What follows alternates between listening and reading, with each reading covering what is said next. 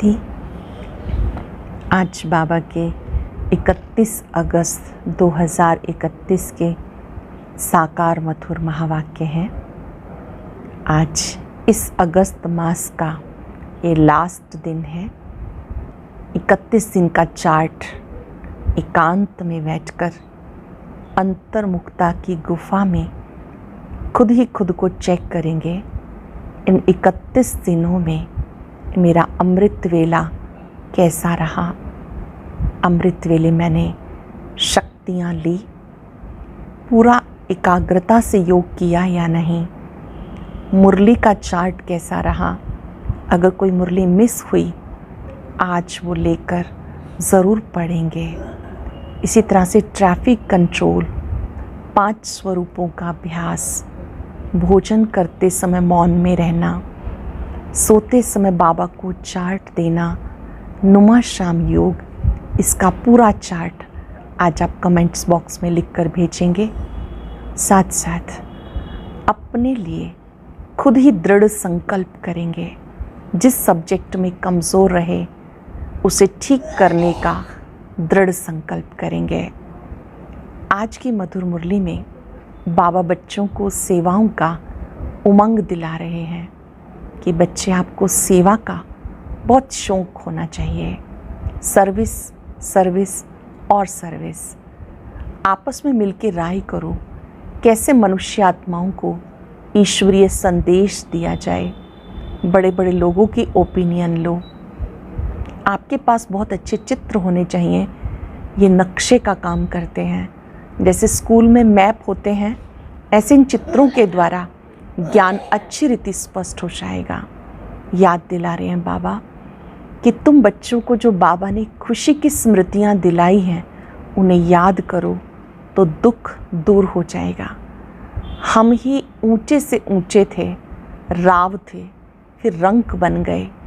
बाबा फिर से हमें राजयोग सिखाकर राजाओं का राजा बना रहे हैं। हिस्ट्री ज्योग्राफी सुना रहे हैं। बहुत खुशी होनी चाहिए कि बाबा भटकने से बचाने के लिए आए हैं, रास्ता दिखाने के लिए आए हैं, और कोई भी नहीं जो हमें मार्ग दिखाए। सभी राह भटक गए थे। बाबा आकर फिर से रूहों को जीवन मुक्ति, जीवन बंद के बारे में बताते हैं। 1 सेकंड में जीवन मुक्ति देते हैं। बहुत खुशी होनी चाहिए कि बाबा हमें फिर से सतयुग का वर्षा देने आए हैं। हम बेहद बाप से पढ़ रहे हैं। जिन बच्चों को खुशी रहती है, नशा रहता है, वो दूसरी आत्माओं का भी कल्याण करेंगे। वही आकर ब्राह्मण बनेंगे। सभी ब्रह्मा कुमार कुमारियाँ ब्राह्मण वही बनेंगे जिन्हें पक्का निश्चय हुआ है। वही फिर भविष्य में देवी देवता बनेंगे। ब्राह्मण बनते ही हमें ताज, तख्त और तिलक मिल जाता है। अपने भाग्य और भाग्य विधाता के गुण गाते रहना है।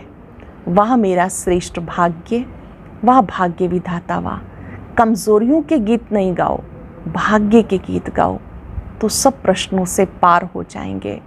अनेकों को भी प्रसन्न कर सकेंगे। पहले स्वयं के अंदर अनहद नाद गूंजना चाहिए, वह मेरा भाग्य, वह भाग्य विधाता।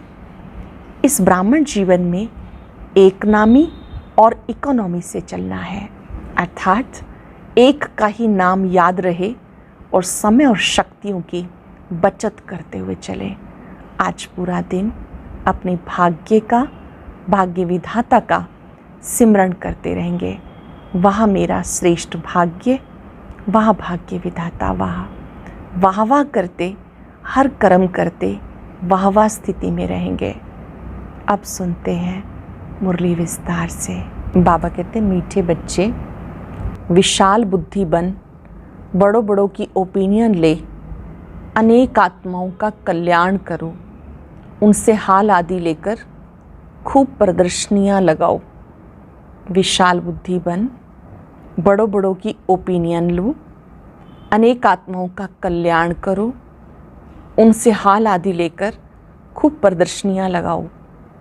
क्वेश्चन है, अभी तुम्हें कौन सी स्मृति आई है जिसका सिमरण करो तो कभी दुखी नहीं होंगे। अभी कौन सी स्मृति आई है जिसका सिमरण करो तो कभी दुखी नहीं होंगे।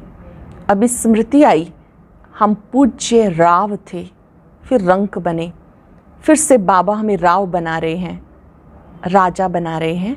बाबा अब हमें सारे विश्व का समाचार सुनाते, हम वर्ल्ड की हिस्ट्री ज्योग्राफी को जान गए हैं। इन्हीं स्मृतियों का सिमरण करते रहो तो कभी अपने को दुखी नहीं समझेंगे, सदा खुश रहेंगे। श्रेष्ठ स्मृतियों का सिमरण करते रहेंगे तो सदा खुश रहेंगे। गीत है, नैनहीन को राह दिखाओ प्रभु। ओम शांति। मीठे मीठे सिक्के लदे रूहानी बच्चों ने गीत सुना। बच्चे समझते हैं बाप को मिलना व बाप से वर्षा लेना बहुत सहज है। बाप से मिलना, बाप से वर्षा लेना बहुत सहज है। गाया जाता बाप से 1 सेकंड में जीवन मुक्ति का वर्षा मिलता है। जीवन मुक्ति माना सुख शांति संपत्ति का वर्षा। अब जीवन मुक्ति और जीवन बंध 2 अक्षर हैं। बच्चे जानते इस समय भक्ति मार्ग और रावण राज्य के कारण सब जीवन बंध में हैं। बाबा आकर बंधन से मुक्त करते हैं, वर्षा देते हैं। जैसे बच्चा जन्मा और माँ बाप मित्र संबंधी आदि समझ जाते, वारिस पैदा हुआ। जैसे ये समझना सहज है वैसे ये भी सहज है। बच्चे कहते, बाबा कल्प पहले मिसल आप हमें आके मिले हो। 5000 वर्ष पहले की तरह, कल्प पहले की तरह आप हमसे मिले हो। आपसे ही सहज वर्षा पाने का रास्ता मिला है। ये तो हर एक जानते हैं, नई सृष्टि का रचयिता भगवान ही है। वो हमें भटकने से बचाते हैं। कल भक्ति करते थे, आज बाप से सहज ज्ञान राजयोग का रास्ता मिल रहा है। कल हम भक्ति करते थे, आज बाप से सहज ज्ञान राजयोग का रास्ता मिला है। बच्चे अपना अनुभव सुनाते, हमने बी के द्वारा सुना कि 2 बाप हैं, ये सिवाय तुम्हारे और कोई मुख से कह ना सके कि 2 बाप हैं। तुम्हारी हर बात वंडरफुल है। अब स्मृति में आता, जो यहाँ के होंगे उनको झट स्मृति में आ जाएगा। हाँ, स्मृति में आए हुए को माया कोई समय जोर से थप्पड़ लगाई विस्मृत कर देती है। इसमें बच्चों को बड़ा खबरदार रहना है। स्मृति बाप ने दिलाई, पवित्रता का कंगन भी पूरा बांधना है। रक्षाबंधन का रहस्य क्या है सो अब तुम जानते हो। किसने ये प्रतिज्ञा कराई है? काम तो महाशत्रु है। बाबा कहते, मेरे साथ प्रतिज्ञा करो, कभी पतित नहीं बनूंगा। मुझे याद करते रहो तो आधा कल्प के पाप जलकर खत्म हो जाएंगे। बाप गारंटी करते, परंतु ये तो बच्चे समझते हैं बाप गारंटी करते, ये तो बात ठीक है ना। सोनार गारंटी भी क्या करेंगे, हम पुराने जेवर को नया बनाएंगे। उनका तो ये काम ही है, आग में डालने से जरूर वह सच्चा सोना बन जाएगा। तो बाबा समझाते, आत्मा में खाद पड़ी है, कैसे सतो रजो तमो में आते, ये बहुत सहज है। चित्र भी इसलिए बनाए कि इस पर सहज समझा सकें। यूनिवर्सिटी कॉलेजेस आदि में भी नक्शे होते हैं, अनेक प्रकार के होते हैं। तुम्हारे भी ये नक्शे हैं। जैसे वहाँ पे मैप होते हैं, मैप से कौन सा देश कहाँ है समझना सहज होता है। ऐसे बाबा कहते हैं चित्रों के द्वारा अच्छी समझानी मिलती है। ये नक्शे हैं, तुम अच्छी रीति किसको समझा सकते हो। ज्ञान सागर पतित पावन बाप आकर ये रास्ता बताते हैं, और कोई पतित को पावन बना ना सके। नैनहीन दुखी मनुष्य हैं। तुम बच्चे जानते हो, पहले 2 युगों में दुख होता नहीं, न भक्ति होती है, वो है ही स्वर्ग। भारत के इस समय के मनुष्यों का और भारत के प्राचीन मनुष्यों का कंट्रास्ट है ना, परंतु ये और कोई समझते नहीं। कितनी पूजा चलती है, जितना जितना जो साहूकार होते उतना देवी देवताओं को अच्छे जेवर पहनाते हैं। बाबा खुद अनुभवी है। बॉम्बे में लक्ष्मी नारायण का जो मंदिर है, उनके ट्रस्टी ने लक्ष्मी नारायण के लिए हीरों का हार बनवाया था। बाबा को उस ट्रस्टी का नाम भी याद है। पहले शिव बाबा का मंदिर बनाया तो उनको बहुत सजाया, फिर देवताओं का बनाया तो लक्ष्मी नारायण आदि को भी कितने जेवर पहनाए। उस समय कितना धन होगा। मोहम्मद गजनवी कितने ऊँट भर कर ले गए। भारत में कितना अथाह धन था। अब तुम यथार्थ रीति जानते हो हमारा भारत क्या था। हमारे भारत में कुबेर का खजाना था, हीरे जवाहरात के मंदिर बनाते थे। अब वो चीज़ें हैं नहीं, सब लूट कर ले गए। अभी तो क्या हाल हुआ, तुम ही पूज्य राव थे, तुम ही 84 जन्म ले पूरे रंग बने हो। ऐसे सी बातें घड़ी घड़ी सिमरन करनी चाहिए, तो फिर कभी भी तुम अपने को दुखी नहीं समझेंगे। दिल में सिमरन करते रहेंगे, हम बाबा से क्या ले रहे हैं। बाबा आकर हमें सारे विश्व का समाचार सुनाते हैं। ये वर्ल्ड की हिस्ट्री ज्योग्राफी कोई भी नहीं जानते। तुम जानते हो, पहले एक धर्म था, एक राज्य, एक मत, एक भाषा थी, सब सुखी थे। पीछे ही आपस में लड़ने झगड़ने लगे, भारत टुकड़ा टुकड़ा होने लगा। पहले ऐसे नहीं था, वहाँ कोई भी किस्म का दुख नहीं था, बीमारी का नाम निशान नहीं था। उसका नाम है स्वर्ग। तुम्हें अपनी स्मृति आई, बरोबर कल्प कल्प हमें विस्मृति होती, फिर स्मृति में आता। पहली एकस भूल हुई जो रचता और रचना को भूल गए। एक ऐसी भूल जिसने अनेक भूलों को जन्म दिया, उसको कहते हैं एकस भूल। एकस भूल से रचता और रचना को भूल गए। अब तुम आदि मध्यंत को जानते हो। सतयुग में भी नॉलेज नहीं होगी तो फिर परंपरा से कैसे चल सकती। उस समय मुख्य तो राजे लोग ही होते हैं, ऋषि मुनि थोड़े ही होते, वो द्वापर से आते हैं। ऋषि मुनि आदि को खान पान भी राजाओं से मिलता, राजाएं संभाल करते हैं क्योंकि फिर भी संन्यास करते हैं ना। प्राचीन भारत का प्राचीन राजयोग गाया जाता है। प्राचीन ऋषि मुनि नहीं कहेंगे, वह द्वापर में आते हैं, वह राजाओं के आधार पर चलते हैं। कहते हम रचता और रचना को नहीं जानते। बाबा कहते ये खुद राजाएं भी नहीं जानते, इस दुनिया में कोई भी इस नॉलेज को नहीं जानते। अब तुम बच्चे समझदार बने हो, लक्ष्मी नारायण के मंदिर जो बनाते हैं उनको तुम लिख सकते हो। इतने लाखों रुपया खर्च कर मंदिर बनाया, परंतु उनकी जीवन कहानी का आपको पता है? जो लक्ष्मी नारायण का मंदिर बनाने वाले, उनसे पूछो, लाखों रुपया लगा के आपने मंदिर बनाया, क्या आपको लक्ष्मी नारायण की जीवन कहानी का पता है? इन्होंने राज्य कैसे पाया, फिर कहाँ चले गए, अभी कहाँ हैं, वो हम आपको सब राज बता सकते हैं। ऐसा उनको लिख सकते हो। तुम बच्चे हर एक की जीवन कहानी को जान चुके हो, तो क्यों नहीं लिखना चाहिए? हमें टाइम दो तो हम एक एक की जीवन कहानी बनाएंगे। शिव के मंदिर जो बनाते हैं उनको भी तुम लिख सकते हो। बनारस में शिव का मंदिर कितना बड़ा है, वहाँ भी ट्रस्टी लोग होंगे। कोशिश करनी चाहिए, बड़ों बड़ों को समझाएं। बड़े आदमी समझ गए तो उनका आवाज़ बहुत होता है, गरीब लोग झट सुन लेते। मदद बड़ों की लेनी है, ओपिनियन भी बड़ों बड़ों की लिखवानी है, क्योंकि उनका आवाज़ मदद करता है। बड़े लोगों का आवाज़ मदद करता है। वास्तव में वो इतना आवाज़ करते नहीं जितना होना चाहिए। तुम प्रेसिडेंट को भी समझाते हो, अच्छा भी कहते हैं। चीफ मिनिस्टर, गवर्नर आदि ओपनिंग करते हैं, लिखते हैं ये बीके बहुत अच्छा सहज रास्ता ईश्वर से मिलने का बताते, परंतु ईश्वर क्या चीज़ है कुछ भी नहीं समझते। सिर्फ उस समय कहते रास्ता बड़ा अच्छा है, शांति मिलने का मार्ग अच्छा है, परंतु खुद नहीं समझते। बाबा बड़ों बड़ों को समझाने के लिए कहते, बड़े बड़े मनुष्यों से बड़े बड़े जो नामी ग्रामी हाल हैं वो ले लो, बोलो हम सब मनुष्यों के कल्याण के लिए ये प्रदर्शनी हमेशा के लिए रखना चाहते हैं। सिर्फ एडवर्टाइजमेंट करनी है। ऐसे 50 या 100 हॉल लेने चाहिए।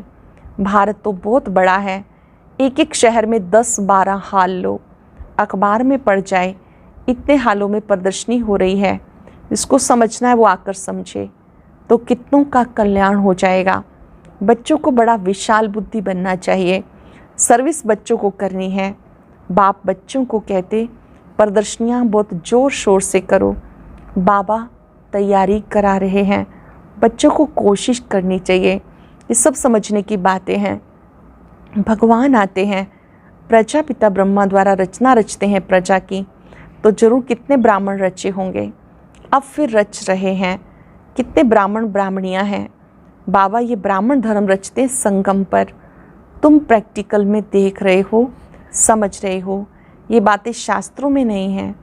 तुम बच्चे समझते हो, बाबा आते ही तब हैं जब पतित दुनिया को पावन बनाना होता है। बाबा तब आते हैं जब पतित दुनिया को पावन बनाना होता। ये भी जानते हैं परमात्मा प्रजापिता ब्रह्मा द्वारा रचना रचते हैं, परंतु कब रचते हैं ये नहीं समझते। वो समझते कोई नई रचना रचते होंगे। ब्रह्मा को तो सूक्ष्म वतन में समझते। अब तुम समझते हो प्रजापिता ब्रह्मा तो यहाँ है, तुम सूक्ष्म वतन में जाते हो, पवित्र बन फिर फरिश्ते बन जाते हो, साक्षात्कार करते हैं। बच्चे आकर सुनाते, वहाँ मूवी चलती है, वो है ही मूवी वर्ल्ड। तुमने मूवी बाइस्कोप भी देखा था, अभी प्रैक्टिकल सब बातों को तुम जान चुके हो। मूल वतन है साइलेंस वर्ल्ड, वहाँ आत्माएं रहती हैं। सूक्ष्म वतन में सूक्ष्म शरीर भी हैं, तो ज़रूर कुछ भाषा भी होंगी। तुम बच्चों की बुद्धि में है। हम आत्माओं का स्थान शांति धाम है। फिर है सूक्ष्म वतन, वहाँ ब्रह्मा विष्णु शंकर रहते। यह है कलयुग और सतयुग का संगम। यहाँ बाप आते हैं, यहाँ से तुम ब्राह्मण बनते हो। पियर घर ससुर घर है ना, यहाँ दोनों तुम्हारे पियर हैं। बाप दादा दोनों मेहनत करते हैं बच्चों को गुलगुल बनाने की। मुसलमान भी कहते गार्डन ऑफ अल्लाह। कराची में एक पठान था, सामने खड़ा होता था, देखते देखते गिर पड़ता था। पूछा जाता था, कहता था हम खुदा के बगीचे में गया, खुदा ने हमें फूल दिया। अब उनको ज्ञान तो था नहीं। अब तुम समझते हो बगीचा किसको कहा जाता। ये है कांटों का जंगल और वो है फूलों का बगीचा। तुम्हारी बुद्धि में सारा राज है। सतयुग क्या है, कलयुग क्या है, तुम्हें बहुत खुशी होनी चाहिए। सारा चक्र तुम्हारी बुद्धि में है। विस्तार तो इनका बहुत है। तुम्हारी बुद्धि में कितना शॉर्ट में बैठा हुआ है। तुम बच्चों ने रचता बाप द्वारा रचता और रचना को जाना है। ब्रह्मा को रचता नहीं कहेंगे, रचता एक है, बलिहारी भी एक की है। पहले पहले रचना ब्रह्मा की है, फिर कहेंगे श्री कृष्ण की। ब्रह्मा तो हैं, ब्राह्मण भी ज़रूर चाहिए। पांडवों को ब्राह्मण नहीं समझेंगे, ब्रह्मा द्वारा ब्राह्मण चाहिए। ये है रूहानी यज्ञ, इसको स्पिरिचुअल नॉलेज कहा जाता है। रूह को वही बाप ज्ञान देते हैं। जानते हो हमें मनुष्य नहीं पढ़ाते, सब आत्माओं को बाप पढ़ाते हैं। कहते ब्रह्मा द्वारा स्थापना, श्री कृष्ण थोड़ा ही कहेंगे, वो तो हो भी ना सके। ब्रह्मा द्वारा स्थापना कौन कराते, क्या श्री कृष्ण? नहीं, परम पिता परमात्मा विष्णु द्वारा पालना। ब्रह्मा और विष्णु का कितना पार्ट है। ब्रह्मा मुख वंशावली ही जाकर विष्णुपुरी के देवता बनते हैं। ब्रह्मा सो विष्णु, विष्णु सो ब्रह्मा। ये भी बच्चों को समझाया। ब्रह्मा सो विष्णु बनने में 1 सेकंड, विष्णु सो ब्रह्मा बनने में 5000 वर्ष, 84 जन्म। कितनी वंडरफुल बात है, कोई भी समझ ना सके। यह है बेहद की बातें। बेहद बाप से बेहद की पढ़ाई पढ़, बेहद का राज्य लेना है। बेहद बाप से बेहद की पढ़ाई पढ़कर बेहद का राज्य लेना है। सृष्टि चक्र को जानना है। आत्मा ही जानती है शरीर द्वारा। ऐसे नहीं कि शरीर नॉलेज लेता है आत्मा द्वारा, नहीं, आत्मा नॉलेज लेती है। तुम्हें कितनी खुशी है, ये आंतरिक गुप्त खुशी होनी चाहिए। पढ़ाई के संस्कार आत्मा में हैं, दुख भी आत्मा को होता। कहते हैं हमारी आत्मा को दुखी मत करो। बच्चों को अब कितनी रोशनी मिल रही है, तुम्हें खुशी रहती है। सागर से रिफ्रेश हो, बादलों को मिलकर वर्षा बरसानी है। आपस में मिलकर प्रदर्शनी आदि तैयार करने में मदद करो। शौक होना चाहिए, सर्विस सर्विस और सर्विस। अच्छा, मीठे मीठे सिक्के लदे बच्चों प्रति माता पिता बाप दादा का याद प्यार गुड मॉर्निंग। रूहानी बाप की रूहानी बच्चों को नमस्ते। रूहानी बच्चों की रूहानी बाप दादा को नमस्ते, गुड मॉर्निंग। शुक्रिया बाबा, शुक्रिया। धारणा के लिए सार। पहली पॉइंट है, बाप द्वारा मिली हुई नॉलेज का सिमरण कर अपार खुशी में रहना है। बाबा द्वारा जो नॉलेज मिली है इसका सिमरण कर अपार खुशी में रहना है। विशाल बुद्धि बन जोर शोर से सर्विस करनी है। बाप द्वारा जो स्मृति मिली उसे विस्मृति में नहीं लाना। पवित्र रहने की जो बाबा से प्रतिज्ञा की है उसे पूरा निभाना है। वरदान है, अपने भाग्य और भाग्य विधाता के गुण गाने वाले सदा प्रसन्न चित्त भव। अपने भाग्य और भाग्य विधाता के गुण गाने वाले सदा प्रसन्न चित्त भव। सभी ब्राह्मण बच्चों को जन्म से ताज तख्त तिलक जन्म सिद्ध अधिकार के रूप में प्राप्त होता है। सब बच्चों को बाबा का बनते ही ताज तख्त और तिलक ये जन्म सिद्ध अधिकार के रूप में प्राप्त होता। तो इस भाग्य के चमकते हुए सितारे को देखते हुए अपने भाग्य और भाग्य विधाता के गुण गाते रहो तो गुण संपन्न बन जाएंगे। अपनी कमजोरियों के गुण नहीं गाओ, भाग्य के गुण गाओ। प्रश्नों से पार रहो, तब सदा प्रसन्न चित्त रहने का वरदान प्राप्त होगा।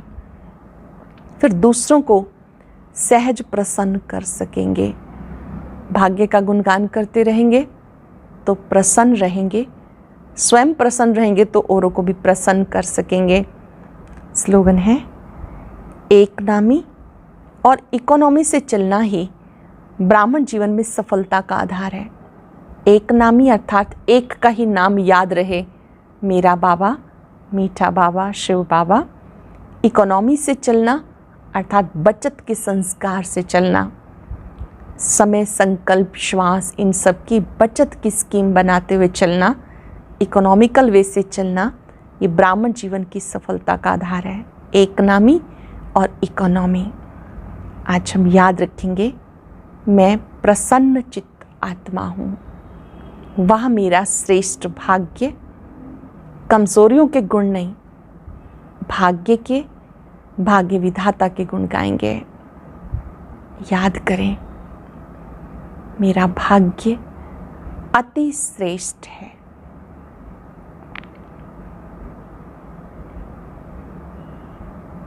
स्वयं भाग्य विधाता ने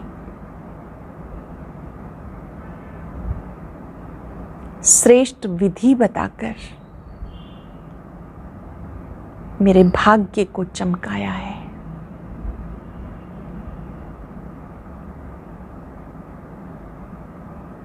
वह भाग्य विधाता, वह मेरा श्रेष्ठ भाग्य है।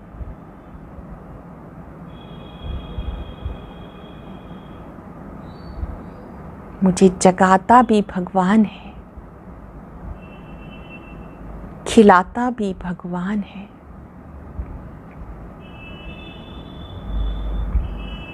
हर कर्म में साथी भी भगवान है।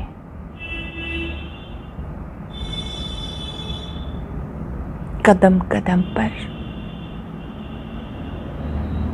मुझे परमात्मा साथ मिल रहा है। कर्म क्षेत्र पर करावनहार स्वयं कार्य करा रहा है।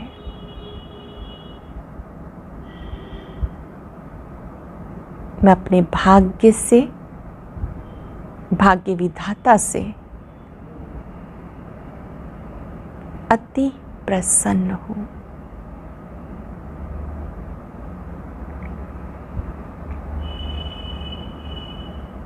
शुक्रिया बाबा, शुक्रिया। ओम शांति, शांति, शांति।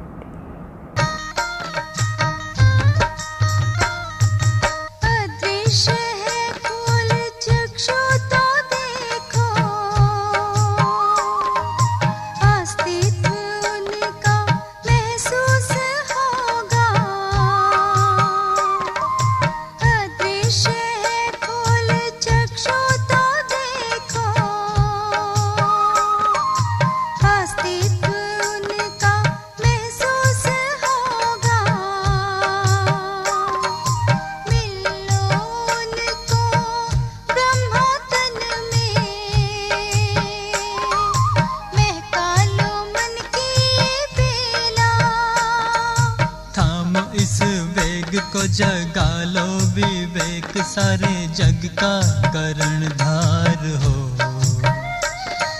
मुरली की तान बज रही,